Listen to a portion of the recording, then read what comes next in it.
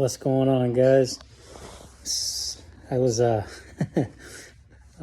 anyway, salty old Marine or grumpy old vet.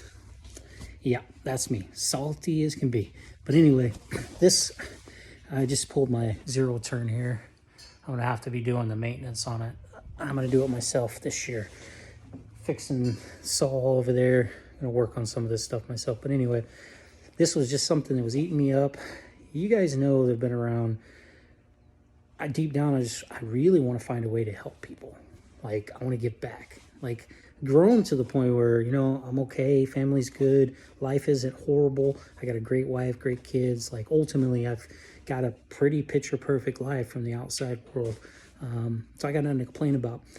And the idea of chasing to be oh so rich and to get richer and richer and richer, like, I don't even care about that anymore. I think God knows that. I've told God that. It's not about being rich. I've chased riches off and on forever. I'm going to be 45 coming up next month. And I'm like, the more and more I think about it, what kind of legacy, what kind of impact, what am I doing? What am I leaving behind?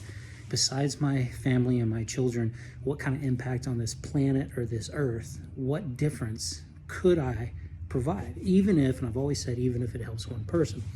So we always think, okay, so what hits home close to us, right? And so I got wrapped up in that hole for 3 years, we all know, right? But I'm not a stock guru, never have been. That's not my true passion. My passion was justice. My passion was fighting for what's right, fighting to help people. But at the end of the day, what can I do to help people? Well, I know one of the areas that I struggle in, and I think a lot of people struggle in, and we see as time has progressed, more and more famous people or athletes will come out and talk about mental health. Now, I've made several videos off and on about that. I've saved those so they're still viewable, kept them public. Everything else is going bye-bye. Unlisted, boom, I'm out. I'm done with that, man. But what impacts can I truly make? And so when I look at the mental health impact and where our heads are and where we're thinking, right? Like, how can I share that? I mean, I think if you followed me long enough, I certified 100% PTSD from the military, from my time in the Marines for things that have happened.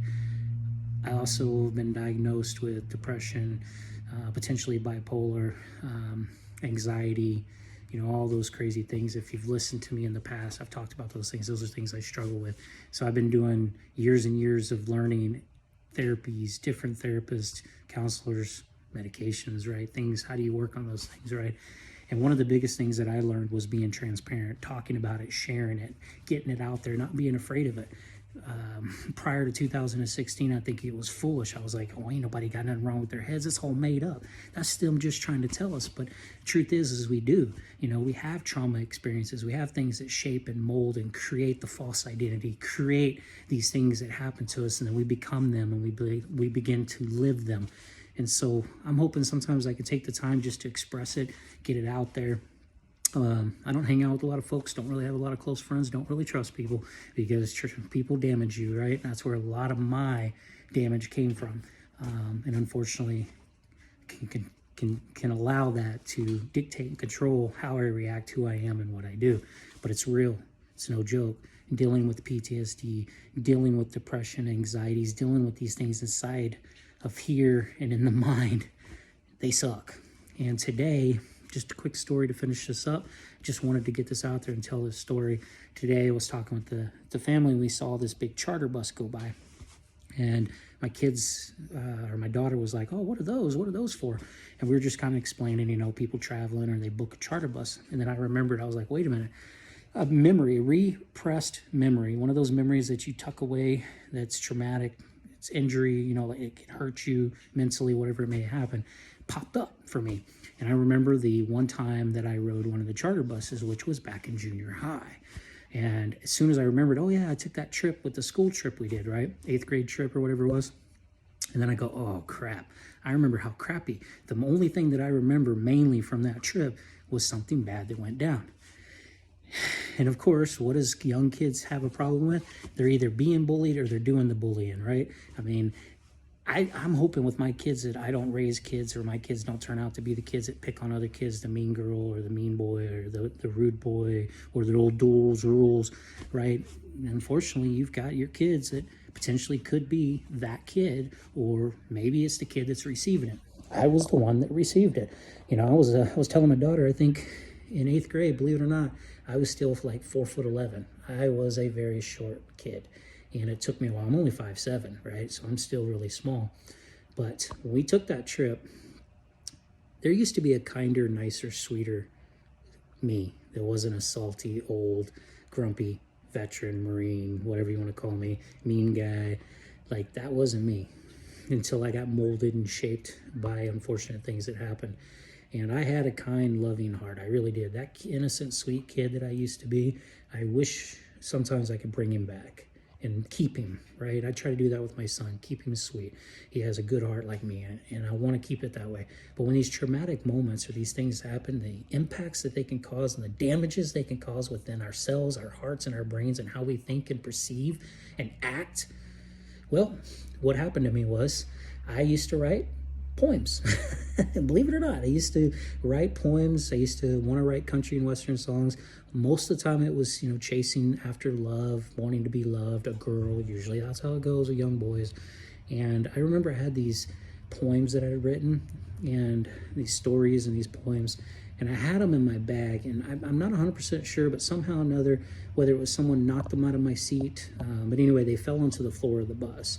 And there's this big kid, there's always a big boy, right? There's always somebody in the school that's the bigger, jockey-ish, bully-ish kid. And this kid named Brad, and it was funny because I remember his full name, popped right in my head, that repressed memory. And I saw him years later on Facebook, and God, I'm glad. Anyway, I remember him making a big deal about it, standing up and reading one of them out loud to where the whole entire back of the bus, this is my 8th grade class, right? We're on this bus, I don't know how many students, 35, 40, whatever it was. More than that, actually, because I was 8th grade, it would have been, yeah. Anyway, him reading out my poem. And so I'm sitting there feeling embarrassed. I'm like, give it back, give it back. It's like a movie, right? Think about that. I'm like, give it back, give it back. And he's like, no, he's taller than me, I'm short. Like, totally embarrassing, right? Think about this, how traumatic, right? That shit was real. You see it in movies, well, it happened to me.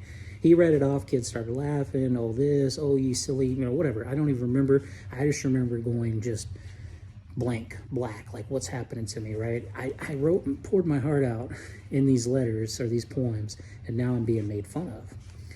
And then I just remember sitting there like, there's nothing I could do. I'm defenseless, I'm hopeless, no one's defending me, no one's protecting me. And I was like, what the heck, right? And I remember it was crazy for a moment there. There was a girl in her class, one of those good-looking girls, right? The boys like.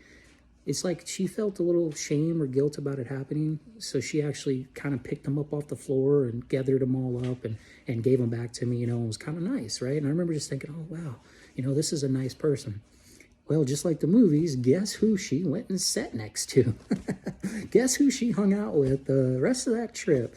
Guess what? Some dirty crap went on in that very back of that bus. Yeah, her and old Brad and whoever else. But still, it was like that moment, right?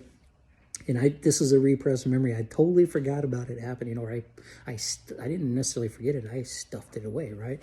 Because why did I deserve that in that moment? Well, I wasn't even doing anything. I was like 8, 6, 7 seats up from the back. It just somehow somebody was walking by. I don't know what happened. All my stuff blew, got kicked down the aisles, and old Brad picked one up and decided, you know what? I'm going to make fun of this kid. I'm going to take it out on him. And this is what's going to happen. And so that was like a traumatic time, right? In my mind as a young little 8th grader, a young boy having another bigger, taller boy in front of all those girls, and everybody laugh at me, right? They're all going to laugh at you. Well, it happened, right? Can I change it? No. Can I change it now? No. But I know that it's played a part. It is one of many times that have traumatically, my wife refers to it as another term. I just keep going back traumatic, but it's these altering moments that just kind of train, create, direct that false identity, that pain and that anxiety just starts to grow, and it becomes who you are. And I see it as I grow. I see it, and I self-sabotage. There's a lot of stuff I do. But anyway, I wanted to share that story with you. You know, I really think that the more people can talk about things, the more people that can express things and not be afraid or ashamed. So I got to the point, I've taken so much insults and attacks. And like I always tell guys, hey, what you're doing now, I'm used to it. In fact, I probably seek it because that's what happened to me. So it doesn't hurt me. You're not hurting me. The trolls and the guys dropping your stupid comments, I'm going to come right back at you most of the time or just ignore you, one of the two, right?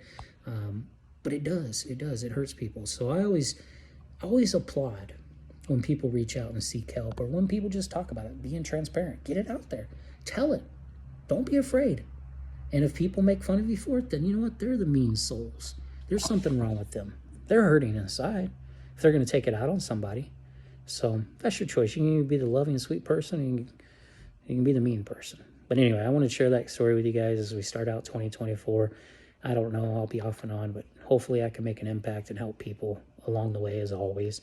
Maybe something I say or I do, I'm hoping this year I can do a lot of better things, focus on what God wants me to do, the direction I can take, and how can I give back before this time on my time on this earth ends, right? I calculate roughly 26 years to go. I guess that's a long time to a degree. Going to be 45 already, but still, what can I do to help? How can I impact folks? Is there anything I can do to help? Maybe I am just pointless and worthless. I don't know. But at least I try. At least I'm not afraid. And I'm just going to encourage you, if you're struggling, transparency, seek the Lord. You guys have a wonderful day.